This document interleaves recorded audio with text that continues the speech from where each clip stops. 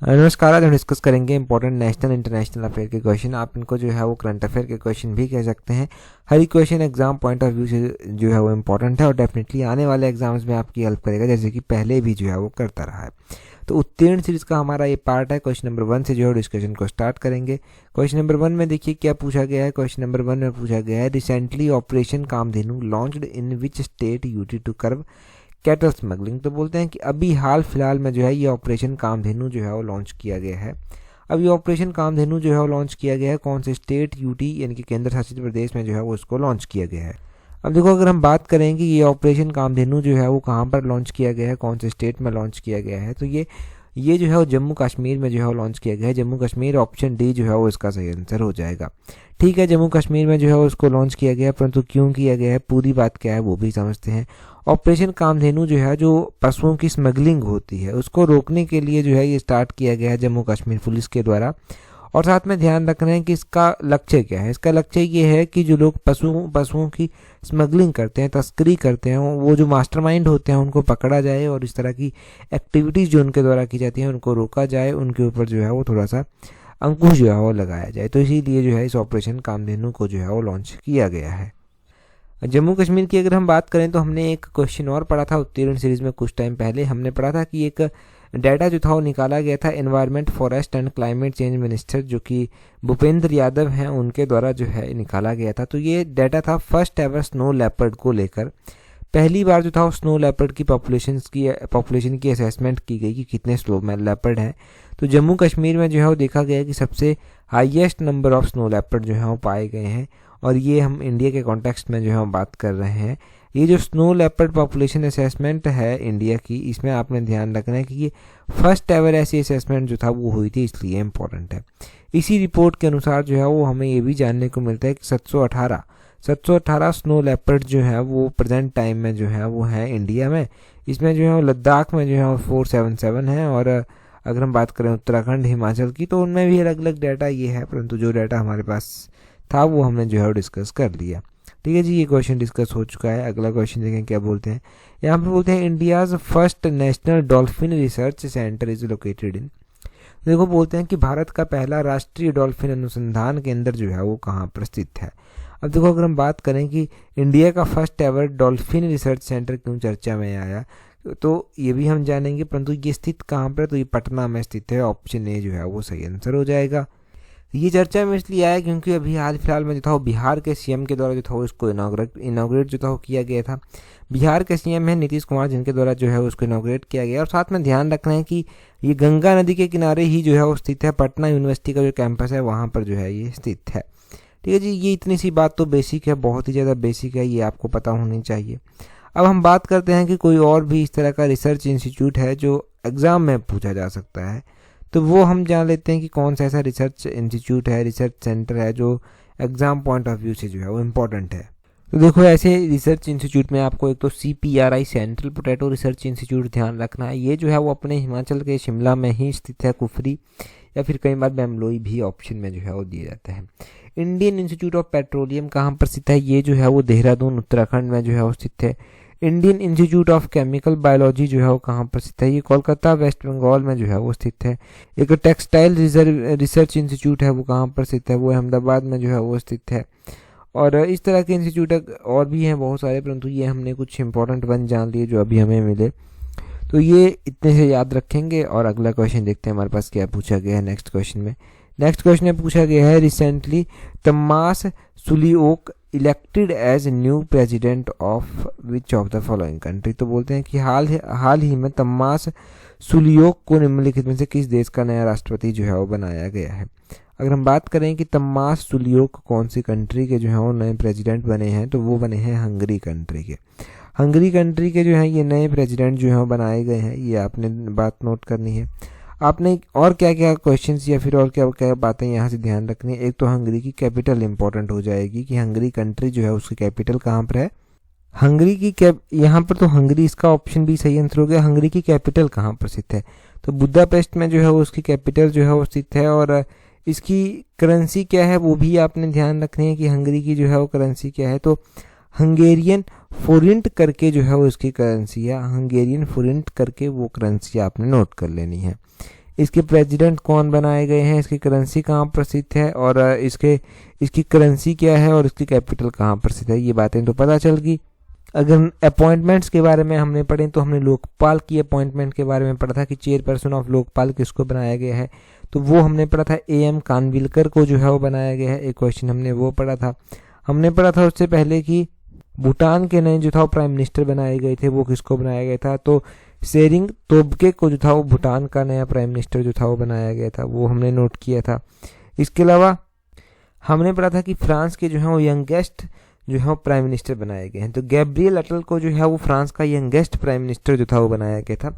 एक वो क्वेश्चन भी हमने पढ़ा था। तो वो एक लंबी लिस्ट आपके पास क्वेश्चंस की हो गई। जो क्वेश्चन जो है अभी तक हम पढ़ चुके हैं उन सभी को हमने जान लिया, लगभग हो गए रिवाइज। देखो रिवीजन ही हमारा मेन टारगेट रहता है कि हम जितना रिवाइज कर सकें ना उतना रिवाइज कर लें। नेक्स्ट क्वेश्चन में देखें, ये तो इंपॉर्टेंट है, आपको आता भी होगा। बोलते हैं which of the following country became the 32nd North Atlantic Treaty Organization member. तो बोलते हैं कि निम्नलिखित में से कौन सा देश 32nd नंबर का जो है वो नाटो का सदस्य जो है वो बना है। अभी देखो नाटो का पूरा नाम मैंने आपको बहुत बार बताया है। अभी हम बात करते हैं कि नाटो का जो 31st और 32nd मेंबर है वो कौन बने। पहले तो हम 32nd मेंबर में जान लेंगे। 32nd मेंबर जो है वो कौन सी कंट्री बनी है, स्वीडन जो है वो बनी है। ऑप्शन ए जो है वो सही आंसर है। अब स्वीडन बन गई है। हमने थोड़े दिन पहले 31 मेंबर पढ़ा था इसका कि 31 नंबर पर जो है वो कौन सी कंट्री बनी है, तो फिनलैंड जो है वो 31 नंबर की जो है वो कंट्री बनी है, वो आपने ध्यान रखना है। उससे भी पहले हमने 30th नंबर की कंट्री जो था वो पढ़ी थी, 30वें नंबर की कंट्री की जो नाटो है उसका 30वें नंबर का मेंबर जो है वो कौन सी कंट्री जो है वो बनी है, तो आपने वो भी ध्यान रखनी है कि कौन सी बनी है। अब देखो नाटो का 31st और 32nd मेंबर हो गया। नाटो की स्थापना कब की गई थी, 1949 में जो था वो इसकी स्थापना की गई थी, वो आपने ध्यान रखना है। अब 1949 में इसकी स्थापना की गई थी, तो नाटो का हेडक्वार्टर जो है वो कहाँ पर स्थित है, वो भी पता होना चाहिए कि नाटो का हेडक्वार्टर जो है वो कहाँ पर है। तो बेल्जियम ब्रुसेल में जो है वो इसका हेडक्वार्टर स्थित है, वो बात आपने ध्यान रखनी है। क्या इंडिया नाटो का मेंबर है या नहीं है? देखो सीधी सी बात है कि इंडिया नाटो का मेंबर नहीं है।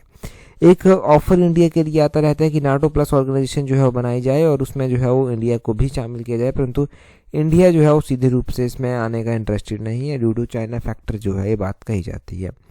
नाटो का मेन कॉन्सेप्ट ये है कि नाटो में जितने भी सदस्य हैं, जैसे कि 32nd सदस्य यहाँ पर हो गए हैं, तो 32 के 32 सदस्यों में से एक के ऊपर भी अगर कोई अटैक कर देता है ना बाहर से, तो ये ऐसा ही समझेंगे कि इनके ऊपर ही अटैक किया गया है और सारी कंट्रीज जो है वो एक साथ मिलकर जो है वो उसके साथ जो है वो डील करेंगी। तो ये नाटो का प्लस पॉइंट है। वो नाटो का प्लस पॉइंट भी पता चल गया आपको, नाटो का फुल फॉर्म पता चल गया, इसकी स्थापना कब हुई थी वो पता चल गया, इसका हेडक्वार्टर कहाँ पर स्थित है वो भी पता चल गया। ठीक है, अगला क्वेश्चन देखिए हमारे पास क्या पूछा गया है। आगे बोलते हैं Sea Defenders 2024 is a joint coast guard exercise between India and which of the following country. तो बोलते हैं कि सी डिफेंडर 2024 एक्सरसाइज जो है वो इंडिया और कौन सी कंट्री के बीच में जो है वो होती है। अब देखो अगर हम बात करें इंपॉर्टेंट एक्सरसाइजेस की कौन सी एक्सरसाइजेस के बीच में जो है ये होती है, तो ये देखो इम्पोर्टेंट अभी सी गार्ड की सी डिफेंडर एक्सरसाइज जो हुई है ना, ये इंडिया और यूनाइटेड स्टेट के बीच में हुई है। यूएसए ऑप्शन सी जो है वो सही आंसर हो जाएगा। सी डिफेंडर का पता चल गया। एक लंबी लिस्ट हमारे पास पहले की पड़ी हुई है जो एक्सरसाइजेज जो हैं वो अभी तक हम पढ़ चुके हैं। मैंने पहले भी कहा है कि इन एक्सरसाइज को एक साथ एक जगह नोट करना, अगर नोट की हुई है तो वहाँ से आप रिवाइज कर सकते हैं। हम फिर से एक बार रिवाइज करेंगे, नोट कर सकते हैं नई चीज़ों को। एक इसी तरह की एक्सरसाइज आपने एक्सरसाइज जो है वो सी ड्रैगन भी पड़ी होगी। सी ड्रैगन एक्सरसाइज में जो है वो इंडिया होता है, उसमें यूनाइटेड स्टेट भी होता है, जापान होता है, कनाडा होता है, साउथ कोरिया जो है वो होता है, उसमें अलग अलग कंट्रीज जो हैं वो होती हैं। एक हमने कोनकान एक्सरसाइज पढ़ी थी। कोनकान एक्सरसाइज जो है वो इंडिया और यूके के बीच में जो है वो होती है। इंडिया और श्रीलंका के बीच में एक एक्सरसाइज होती है स्लाइनेक्स, वो भी हमने पढ़ रखी है, वो आपने ध्यान रखना है। एक हमने समुद्र शक्ति एक्सरसाइज पढ़ी थी। समुद्र शक्ति एक्सरसाइज जो है वो इंडिया और इंडोनेशिया के बीच में जो है वो होती है। इंडिया और यूनाइटेड किंगडम के बारे बीच में जो है वो एक अजय वॉरियर एक्सरसाइज जो है वो होती है, जो इम्पोर्टेंट है। एक जिमैक्स एक्सरसाइज होती है जो इंडिया और जापान के बीच में होती है। नाम से ही पता चलता है कि जिमैक्स एक्सरसाइज जो है वो कौन सी कंट्रीज के बीच में होती होगी। वज्र प्रहार एक्सरसाइज इंडिया और यूएसए के बीच में जो है वो होती है। ऑस्ट्रेलिया के साथ हम जो है वो एक्सरसाइज पिच ब्लैक जो है वो करते हैं। वो पिच ब्लैक एक्सरसाइज भी जो है वो आपने ध्यान रखनी है कि हम किसके साथ जो है वो करते हैं। संप्रीति एक्सरसाइज, कॉर्पेट एक्सरसाइज, ये अलग अलग एक्सरसाइज हैं। जैसे कि संप्रीति एक्सरसाइज इंडिया और बांग्लादेश के बीच में होती है, और कॉर्पेट जो है ये भी अलग एक्सरसाइज का नाम है जो इंडिया और बांग्लादेश के बीच में जो है वो होती है। अगर हमने कोई ऐसी इंपॉर्टेंट एक्सरसाइज अभी लेटेस्ट पढ़ी थी तो वो कौन सी थी और क्या उसका क्वेश्चन हमने पढ़ा था प्रॉपरली, तो हमने पढ़ा था एक्सरसाइज समुद्र लक्ष्मण एक्सरसाइज जो इंडिया और मलेशिया के बीच में जो है वो होती है, वो अपने आपने ध्यान रखना है। उससे पहले वाले पार्ट में भी हमने एक्सरसाइज धर्मा गार्जियन जो था वो पढ़ा था, ये एक्सरसाइज इंडिया और जापान के बीच में जो है वो होती है। तो ये एक्सरसाइजेज हो गई। और जैसे कि मित्र शक्ति एक्सरसाइज श्रीलंका के साथ हो गया, मैत्री एक्सरसाइज जो था वो थाईलैंड के साथ हो गया, वो तो आपने लिखी ही होंगी और रिवाइज भी जो है वो अभी तक कर ली होंगी। ठीक है जी, तो ये सारे इंपॉर्टेंट क्वेश्चन जो हैं वो यहाँ से मिलते जुलते एक्सरसाइजेज को हो गया। बहुत ज़्यादा फोकस मैं एक्सरसाइजेज के ऊपर करता हूँ क्योंकि यहाँ से क्वेश्चन बनता ही बनता है। अगले क्वेश्चन में देखें, बोलते हैं who won the first prize at the national youth parliament festival 2024। तो बोलते हैं कि राष्ट्रीय युवा संसद महोत्सव 2024 में प्रथम पुरस्कार का जो खिताब मिला था वो किसको मिला था। और देखिए, अगर हम बात करते हैं कि राष्ट्रीय युवा संसद महोत्सव 2024, इसमें जो है वो फर्स्ट अवार्ड जो है वो किसको मिला था, तो ये मिला था यतिन भास्कर दुग्गल को। ऑप्शन बी जो है वो सही आंसर है। यतिन भास्कर दुग्गल को जो था ये पहला अवार्ड जो था वो मिला था, वो आपने ध्यान रखना है। अब हम यहाँ पर और भी इम्पोर्टेंट अवार्ड्स की बात कर लेते हैं, या फिर कुछ और इम्पोर्टेंट फेस्टिवल्स ऐसे हुए हैं वो हम बात कर लेते हैं। फेस्टिवल में हमने एक अतुकल पोंगल अवार्ड पढ़ा था, ये केरला में जो है वो मनाया जाता है। हमने जो है वो इस तरह का एक और अवार्ड जो है वो पढ़ रखा है जो हमने शायद एलाइड की टेस्ट सीरीज में जो था वो किया था। एलाइड की टेस्ट सीरीज में हमने अगर नहीं किया होगा तो अगले आने वाली टेस्ट सीरीज में वो एलाइड में होगा। हमने वहाँ पर बन्नी फेस्टिवल जो था वो पढ़ा था। बन्नी फेस्टिवल आंध्र प्रदेश का जो है वो होता है। हमने एक यूथ फेस्टिवल भी पढ़ा था, नेशनल यूथ फेस्टिवल, कि 27वें नंबर का जो नेशनल यूथ फेस्टिवल है वो कौन से कहाँ पर हुआ है, कौन सी सिटी में जो है वो हुआ है, तो वो नासिक सिटी में जो है वो हुआ है। वो भी आपने ध्यान रखा है। नेशनल यूथ फेस्टिवल का 27वें नंबर का ये नेशनल यूथ फेस्टिवल है। एक हमने इमोइनु इरातपा फेस्टिवल पढ़ा था। ये फेस्टिवल जो है वो मणिपुर का इम्पोर्टेंट फेस्टिवल है और इस फेस्टिवल को जो है वो मणिपुर के लोग न्यू ईयर की तरह जो है वो मनाते हैं। ये हमने उत्तीर्ण सीरीज में ही सारे के सारे क्वेश्चन जो है वो ऑलरेडी पढ़ रखे हैं। देखिए, अगर आप पीजीटी की तैयारी कर रहे हैं तो पीजीटी पेपर 1 की टेस्ट सीरीज प्रैक्टिस कर सकते हैं। अभी तो बहुत ही कम और बहुत ही इंपॉर्टेंट टाइम बचा हुआ है और प्रैक्टिस करने के लिए इससे सफिशिएंट टाइम नहीं हो सकता। तो टेस्ट सीरीज का लिंक नीचे डिस्क्रिप्शन बॉक्स कमेंट बॉक्स में दिया गया है। पीजीटी पेपर 1 की टेस्ट सीरीज का आप वहां से जो है वो ज्वाइन कर सकते हैं। और टेस्ट सीरीज देखिए नेगेटिव मार्किंग से कैसे डील करना है वहाँ से भी हेल्प मिल जाएगी और एक इम्पॉर्टेंट प्रैक्टिस, प्रॉपर प्रैक्टिस भी आप कर पाएंगे। नेक्स्ट क्वेश्चन देखते हैं हमारे पास क्या पूछा गया है। इंटरनेशनल वुमेन डे के बारे में क्वेश्चन पूछा गया है कि इंटरनेशनल वुमेन्स डे जो है वो कब मनाया जाता है या फिर कब मनाया गया। अगर देखिए बात की जाती है इंटरनेशनल लेवल के वुमेन डे की, तो इंटरनेशनल लेवल का जो महिला दिवस मनाया जाता है वो प्रत्येक वर्ष मार्च महीने में जो है वो मनाया जाता है। मार्च महीने में कब मनाया जाता है? ऑप्शन सी 8 मार्च को जो है वो मनाया जाता है। परंतु अभी तो हम यहाँ से ये भी ध्यान रखेंगे कि इसकी थीम क्या रखी गई थी। इसकी थीम रखी गई थी 2024 के लिए invest in women accelerate progress, ये इसकी थीम जो था वो रखी गई थी। अब हम यहाँ से बात करते हैं कि क्या नेशनल हमारे राष्ट्रीय स्तर पर भी कोई वुमेन डे जो है वो मनाया जाता है। अगर मनाया जाता है तो वो कब मनाया जाता है, क्यों मनाया जाता है? नेशनल लेवल पर जो वुमेन डे मनाया जाता है वो मनाया जाता है फरवरी महीने में और 13 फेब को जो है वो मनाया जाता है। 13 फरवरी को क्यों ये डे मनाया जाता है? देखो 13 फरवरी को ये डे इसलिए मनाया जाता है क्योंकि उस दिन सरोजिनी नायडू जी का जो है वो बर्थडे होता है, इसलिए जो है वो 13 फरवरी को जो है वो राष्ट्रीय महिला दिवस के रूप में मनाते हैं। और अंतर्राष्ट्रीय महिला दिवस मार्च महीने की 8 तारीख को मनाया जाता है। इस इम्पोर्टेंट डे को आप इस तरह से याद रख लें कि ये इंटरनेशनल वुमेन डे जो है वो बहुत बार एग्जाम में पूछा गया है और इसकी थीम, खासकर इसकी थीम जो है वो ज़्यादा एग्जाम में पूछी गई है। तो थीम आपने ध्यान रखनी है, invest in women accelerating progress जो है वो इसकी थीम रखी गई थी। ठीक है जी, तो ये थीम भी इसकी हो गई। ये कब मनाया जाता है ये भी हो गया। और दूसरी ओर से आपके पास एक इम्पॉर्टेंट क्वेश्चन ये मार्च महीने का भी हो गया। अगला क्वेश्चन देखें फरवरी महीने के बाद।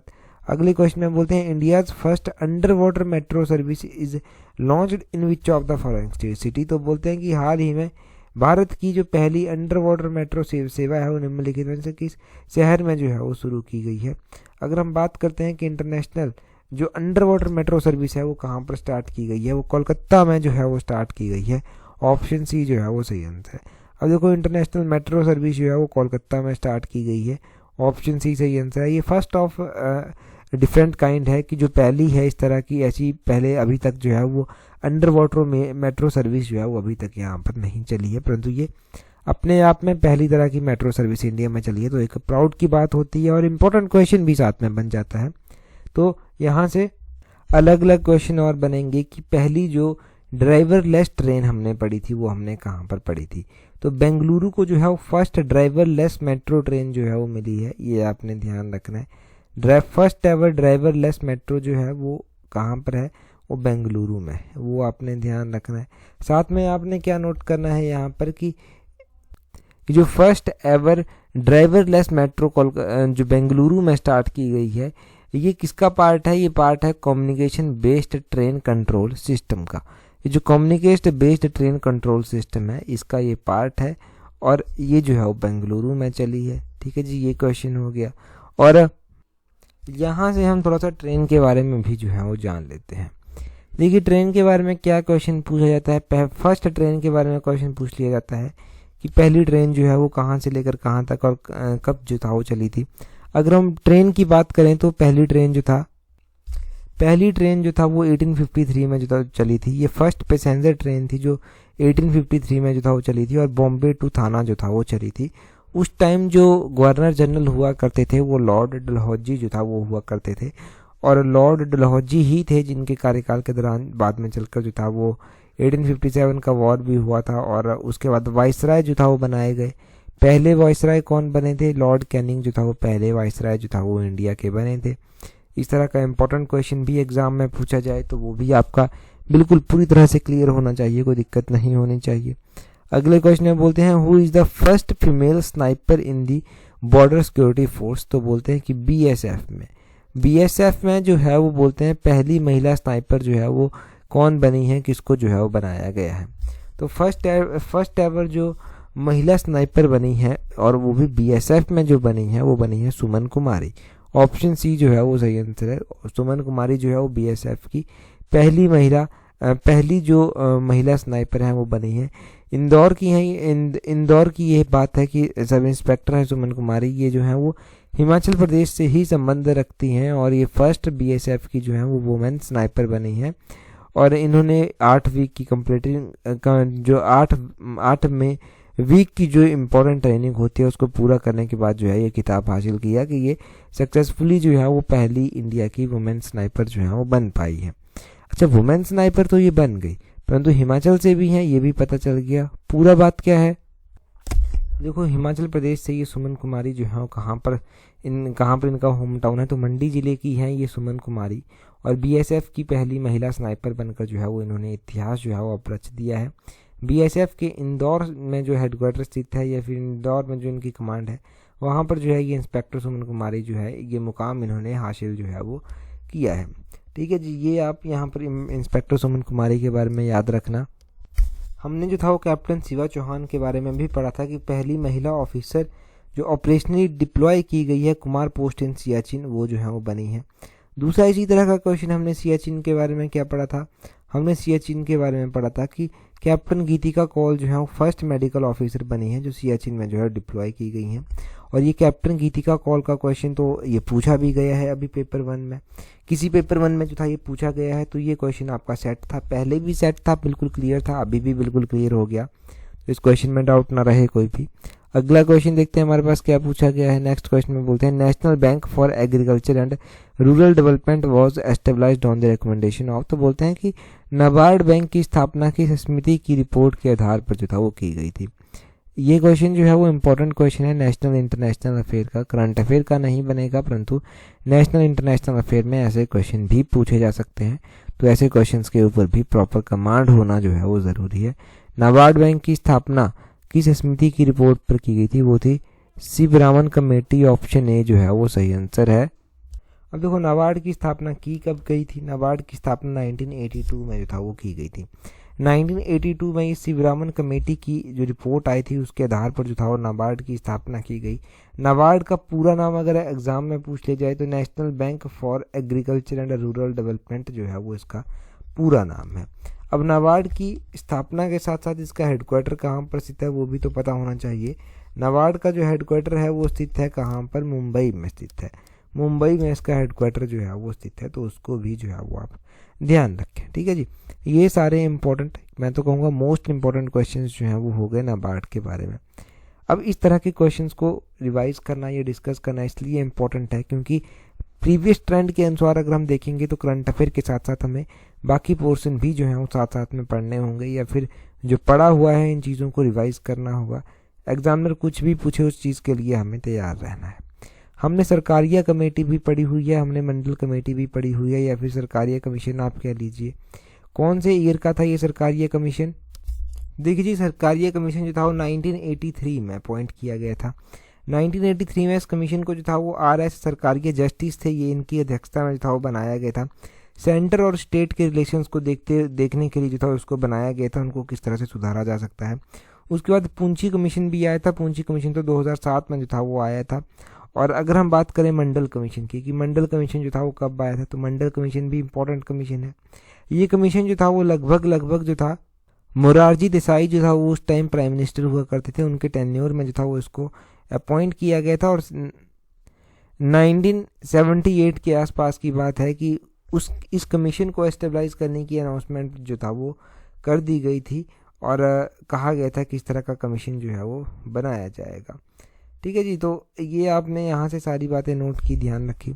अभी देखो जी, एलाइड सर्विसेज की टेस्ट सीरीज का एक अच्छी अपॉर्चुनिटी एलाइड के लिए आपकी है। अगर कोई भी पेपर अभी आपका नहीं है तो एलाइड के अलावा आप कहीं और देख भी नहीं सकते। अब तो एलाइड सर्विसेज में पोस्टें भी ऐड हो गई हैं, तो टेस्ट सीरीज अगर आप प्रैक्टिस करना चाहते हैं अच्छे से, एक well maintain test series practice करना चाहते हैं, तो उसका लिंक नीचे डिस्क्रिप्शन बॉक्स कमेंट बॉक्स में जो है वो दिया गया है। वहाँ से आप टेस्ट सीरीज जो है वो प्रैक्टिस कर सकते हैं एलाइड सर्विसेज की। क्वेश्चन देखें जी, क्वेश्चन में क्या बोलते हैं? क्वेश्चन में बोलते हैं recently which country is repealing the world's first law banning tobacco sales for future generation. तो बोलते हैं कि हाल फिलहाल में जो है वो कौन सा देश है जिसने भावी पीढ़ियों के लिए तंबाकू की बिक्री पर जो प्रतिबंध लगाया गया था, उस प्रतिबंध या फिर उसका जो प्रतिबंध का कानून बना था, उस कानून को जो है वो रद्द कर दिया है या फिर रद्द कर रहा है। तो कौन सी कंट्री है वो? 4 ऑप्शन आपके पास दिए गए हैं, आपको जो है वो आंसर कमेंट करके जो है बताना है। जिस कंट्री ने जो है वो पहले टम्बाकू की सेल्स के ऊपर बैन लगाया था और अब क्या किया, टम्बाकू की जो सेल्स हैं वो फ्यूचर जनरेशन के लिए जो बैन लगाया गया था उसको रद्द जो है वो कर दिया गया है। तो कमेंट करके आपने बताना है कि कौन सी वो कंट्री है। 4 ऑप्शंस आपके पास दिए गए हैं। टेलीग्राम पर अगर आपने ज्वाइन नहीं किया तो टेलीग्राम पर ज्वाइन करने के लिए अपने टेलीग्राम से @allexam31 सर्च करना, आपको हमारा टेलीग्राम चैनल जो है वो मिल जाएगा। इस वीडियो में इतना ही है। That's all for today. Thank you very much for watching and listening it very patiently.